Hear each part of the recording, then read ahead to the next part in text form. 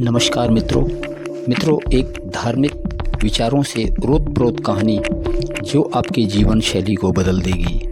निश्चय ही इसको सुनकर आपके मन में एक बदलाव आएगा। तो आइए सुनते हैं इस प्रेरणादायक कहानी को। भगवान श्री कृष्ण ने पक्षीराज गरुड़ को बताया, महाकुंभ 2025 में होगा महाप्रलय। दोस्तों, एक समय की बात है जब पक्षीराज गरुड़ अपने विशाल पंख फैलाए आकाश में उड़ रहे थे। उनकी तीक्ष्ण दृष्टि पृथ्वी के कोने कोने को निहार रही थी। तभी उनकी दृष्टि प्रयागराज की ओर गई, जहां महाकुंभ का भव्य आयोजन हो रहा था। संगम तट पर लाखों श्रद्धालु गंगा स्नान के लिए उमड़े हुए थे। गंगा, यमुना और अदृश्य सरस्वती के इस पवित्र संगम पर जप, तप और भक्ति की गूंज से वातावरण पावन हो रहा था। परंतु गरुड़ जी की दृष्टि केवल बाहरी सौंदर्य तक सीमित नहीं थी। उनकी तीव्र दृष्टि भीड़ के भीतर छिपी मनुष्यों की भावनाओं और कर्मों को भी भली भांति परख रही थी।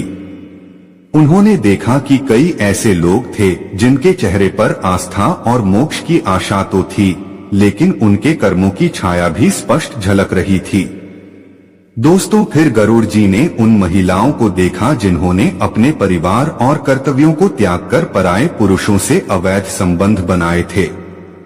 उनके चेहरे पर यह विश्वास था कि गंगा स्नान से उनके सभी पाप धुल जाएंगे। उन्होंने उन वृद्ध पुरुषों को भी देखा जिन्होंने जीवन भर अपने स्वार्थ के लिए अपने परिवार को कष्ट दिया, परंतु अब पवित्र स्नान से मोक्ष की उम्मीद कर रहे थे। फिर गरुड़ जी ने उन व्यापारियों और अधिकारियों को भी देखा जिन्होंने अनैतिक तरीकों से अपना धन बढ़ाया और गरीबों को ठगा। वे भी इस भ्रम में थे कि गंगा में स्नान करने से उनके पाप समाप्त हो जाएंगे।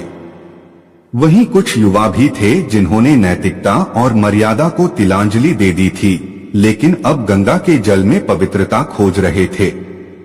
दोस्तों, इसके अतिरिक्त कुछ लोग ऐसे भी थे जो समाज में ईर्ष्या, घृणा और हिंसा फैलाने वाले थे। कुछ चोरी करने के उद्देश्य से आए थे तो कुछ व्यापार के उद्देश्य से। वे सभी उस संगम तट पर पवित्रता का आभास लेकर पहुंचे थे। गरुड़ जी ने देखा कि कुछ लोग अपने पड़ोसियों से ईर्ष्या रखने वाले थे, जिनकी नजर सदैव दूसरों की संपत्ति पर रहती थी। वे भी गंगा स्नान से आत्मा की शुद्धि की आशा लिए वहां उपस्थित थे। लेकिन गरुड़ जी को इन लोगों के हृदय में सच्चे प्रायश्चित और आत्म सुधार का कोई भाव नहीं दिखा।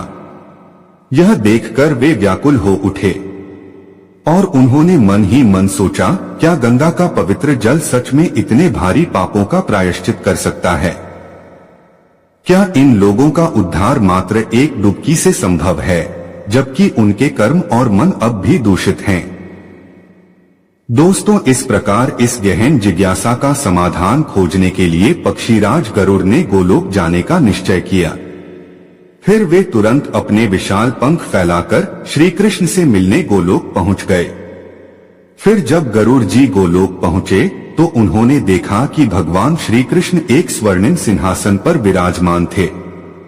उनके तेजस्वी स्वरूप की कांति इतनी अद्भुत थी कि सूर्य की चमक भी फीकी प्रतीत हो रही थी। उनकी मुस्कान में करुणा और ज्ञान का अद्भुत संगम था। फिर गरुड़ जी ने भगवान श्री कृष्ण के चरणों में प्रणाम किया और श्री कृष्ण ने मुस्कुराते हुए कहा, आइए गरुड़ देव, आपका स्वागत है। आज अचानक इतनी दूर से पधारने का कोई विशेष कारण अवश्य होगा। कहिए, किस जिज्ञासा ने आपको यहाँ तक आने के लिए प्रेरित किया? दोस्तों, तब गरुड़ जी ने हाथ जोड़कर विनम्रता पूर्वक कहा, हे प्रभु, मैं आपके समक्ष एक गहन जिज्ञासा लेकर आया हूँ। आज मैंने पृथ्वी पर महाकुंभ का भव्य आयोजन देखा, जहाँ लाखों लोग गंगा स्नान के लिए एकत्र हुए थे। परंतु मैंने उनमें से कई लोगों को देखा जिनका जीवन पापमय था। कुछ महिलाएं जिन्होंने अपने परिवार से विमुख होकर अनैतिक संबंध बनाए, त्रिवेणी संगम में स्नान कर अपने दोष मिटाने की आशा लिए खड़ी थीं। कुछ वृद्ध पुरुष जिन्होंने अपने जीवन भर स्वार्थवश अपने परिवार को कष्ट दिया, अब मुक्ति की आशा में वहां उपस्थित थे। कुछ व्यापारी जिन्होंने धोखाधड़ी और भ्रष्टाचार से धन अर्जित किया, सोच रहे थे कि गंगा स्नान उनके पापों को धो देगा। कुछ युवा जिन्होंने अपनी नैतिकता को भुला दिया, स्नान के माध्यम से पवित्र होने की कामना कर रहे थे। हे प्रभु, क्या यह वास्तव में संभव है? क्या केवल गंगा में स्नान करने से इतने गंभीर पापों का प्रायश्चित किया जा सकता है? दोस्तों, तब भगवान श्री कृष्ण मंद मंद मुस्कुराए और बोले, हे विनीता पुत्र गरुड़, आपके प्रश्न गहरे और महत्वपूर्ण हैं। मैं आपको इन सभी के उत्तर दूंगा, लेकिन केवल शब्दों से नहीं। मैं आपको एक कथा सुनाऊंगा जिसमें पाप, प्रायश्चित और मुक्ति का वास्तविक अर्थ छिपा है। ध्यानपूर्वक सुनो, क्योंकि इसमें तुम्हारे सभी प्रश्नों का समाधान मिलेगा और समस्त मानव जाति को भी इसका लाभ होगा। दोस्तों, फिर गरुड़ जी ने उत्सुकता से कहा, हे मधुसूदन, आपकी वाणी मेरे लिए पवित्र मार्गदर्शन के समान है। कृपया मुझे यह कथा सुनाइए, मैं इसे पूरी श्रद्धा और ध्यान से सुनने के लिए तत्पर हूँ। तब भगवान श्री कृष्ण ने कहा, हे पक्षीराज, तुम ध्यान रखना कि यह कथा केवल सुनने के लिए नहीं है, इसे अंत तक समझना और आत्मसात करना भी आवश्यक है। जो इस कथा को अधूरा छोड़ देता है, उसका पाप कभी नहीं मिट सकता। यह उसी प्रकार है जैसे नदी के किनारे पहुंचकर उसे पार किए बिना लौट आना। जो इसे अंत तक सुनता है, वह सच्चे महाकुंभ स्नान का फल प्राप्त करता है। दोस्तों, अब प्रेम पूर्वक गरुड़ जी ने कहा, हे गोविंदा, मैं आपको वचन देता हूँ कि इस कथा को अंत तक सुनूंगा और इसे अपने जीवन में उतारूंगा। मैं यह संदेश भी दूंगा कि जो मनुष्य इसे अंत तक सुनते हैं, वही सच्चे प्रायश्चित और उद्धार का मार्ग पाते हैं। आपकी वाणी मेरे लिए अमृत के समान है और मैं इसे पूरी निष्ठा से ग्रहण करूंगा।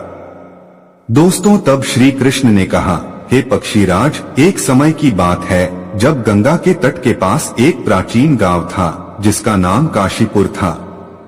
इस गांव में एक ब्राह्मण जयदेव अपनी पत्नी चंद्रलेखा के साथ रहता था, जो वे दोनों ही सरल और धर्मपरायण जीवन जीते थे। जयदेव अपने ज्ञान और न्यायप्रियता के लिए प्रसिद्ध थे और चंद्रलेखा अपनी करुणा और सद्गुणों के कारण पूरे गांव में आदर की पात्र थी।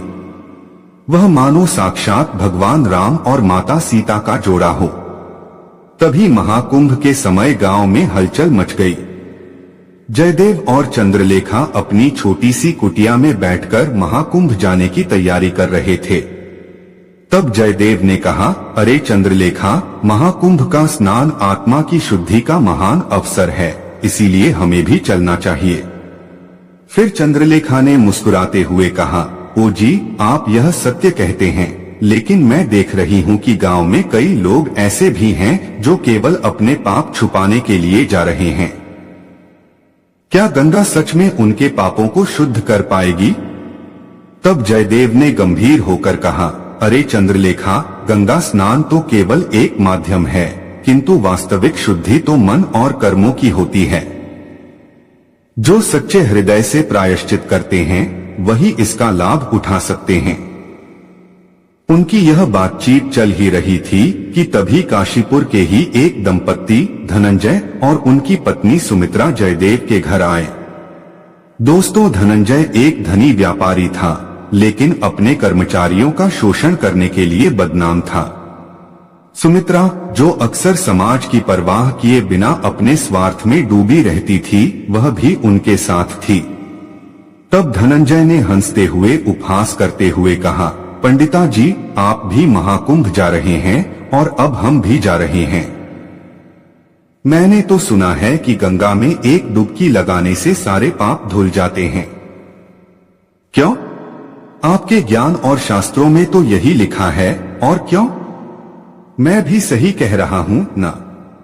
उनके उपहास से भरे शब्दों को सुनकर जयदेव ने शांत स्वर में उत्तर दिया, धनंजय, यह सच है कि गंगा पवित्र है, लेकिन पाप केवल जल में स्नान से या डुबकी लगाने से नहीं धुलते। मन की शुद्धि और कर्मों का सुधार भी आवश्यक है। तब सुमित्रा ने व्यंग्य करते हुए कहा, तो क्या आप कह रहे हैं कि गंगा स्नान व्यर्थ है? दोस्तों, तब चंद्रलेखा ने मुस्कुराते हुए कहा, नहीं सुमित्रा, गंगा का स्नान तो एक प्रतीक है जो हमें प्रायश्चित और आत्मशुद्धि का संदेश देता है। लेकिन अगर हृदय में पाप का बोझ है और मन में कोई सुधार का भाव नहीं है तो स्नान से कुछ नहीं होगा। गांव के कई और लोग जो बैलगाड़ी में और रथों में महाकुंभ जाने की तैयारी कर रहे थे, इस संवाद को सुन रहे थे। वहां एक युवा जोड़ा अनुज और देवकी भी खड़ा था। तभी उनके बीच अपनी उपस्थिति को संबोधित करते हुए अनुज ने कहा, पंडित जी, आप जो कह रहे हैं वह सच लगता है, लेकिन मैं देख रहा हूं कि गांव के कई लोग जो दूसरों को सताते हैं वह भी गंगा में स्नान करने जा रहे हैं। क्या भगवान उनके पापों को माफ करेंगे? तब जयदेव ने उत्तर दिया, भगवान न्यायप्रिय हैं। वे केवल उनके पाप माफ करते हैं जो सच्चे दिल से प्रायश्चित करते हैं और आगे से सही रास्ते पर चलने का संकल्प लेते हैं। वहीं दूसरी ओर सभी लोग अपने रथों और बैलगाड़ियों में बैठकर महाकुंभ की ओर रवाना हुए।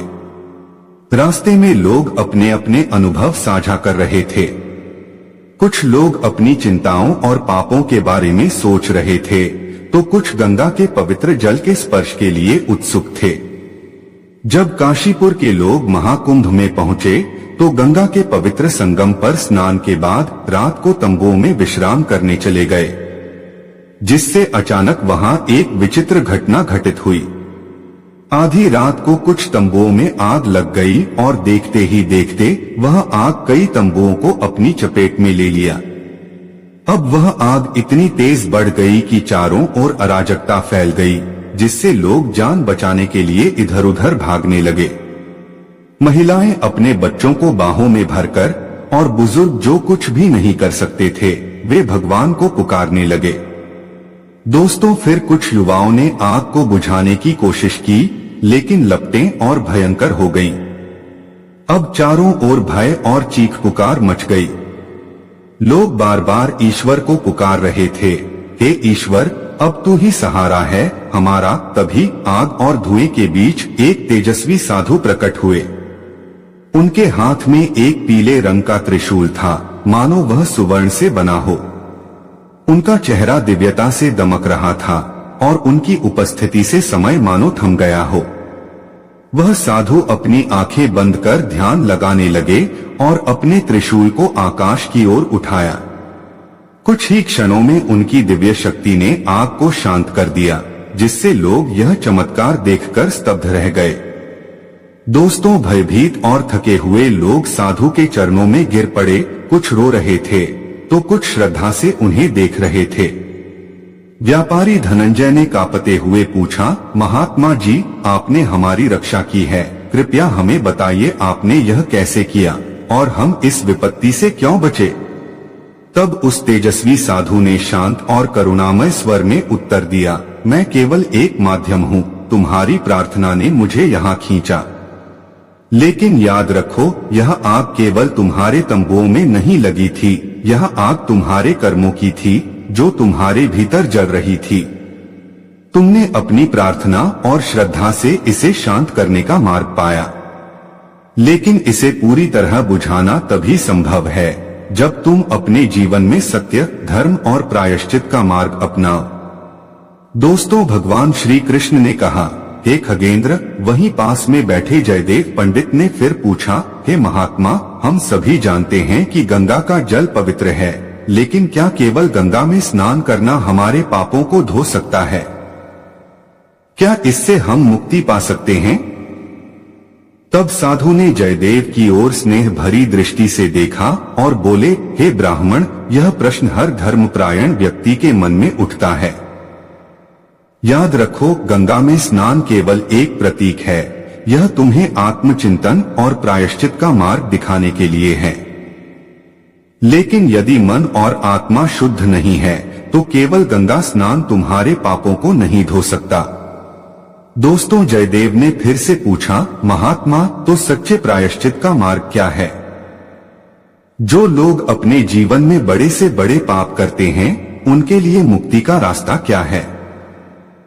अब साधु ने गंभीर स्वर में उत्तर दिया, हे वत्स, सच्चा प्रायश्चित तब होता है जब तुम अपने पापों को स्वीकार करते हो और उन्हें सुधारने का दृढ़ संकल्प लेते हो। परिवार को धोखा देना, लालच और धोखाधड़ी से धन कमाना, अनैतिक संबंध बनाकर समाज को दूषित करना और घृणा, ईर्ष्या, स्वार्थ से भरा मन, यही सबसे बड़े पाप हैं। केवल गंगा में स्नान करना इन्हें धोने के लिए पर्याप्त नहीं है, इसीलिए तुम्हें अपने कर्मों को भी सुधारना होगा।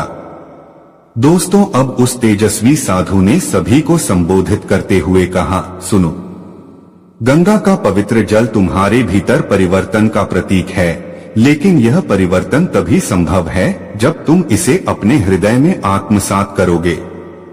अपने पापों को स्वीकार करना पहला कदम है, किंतु उन्हें सुधारने का संकल्प लेना ही वास्तविक प्रायश्चित है।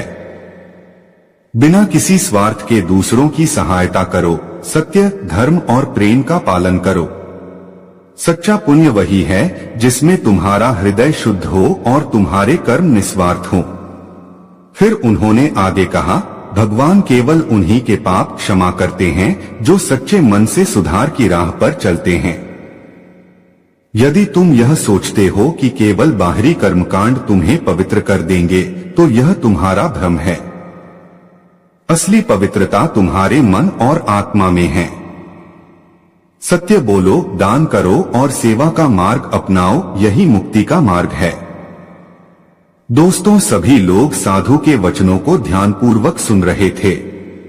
उन्होंने फिर कहा, जयदेव और काशीपुर के निवासियों, याद रखो कि गंगा में स्नान तुम्हारी आध्यात्मिक यात्रा की शुरुआत है, अंत नहीं। यह तुम्हें प्रेरणा देती है, लेकिन असली परिवर्तन तुम्हारे कर्मों में होना चाहिए।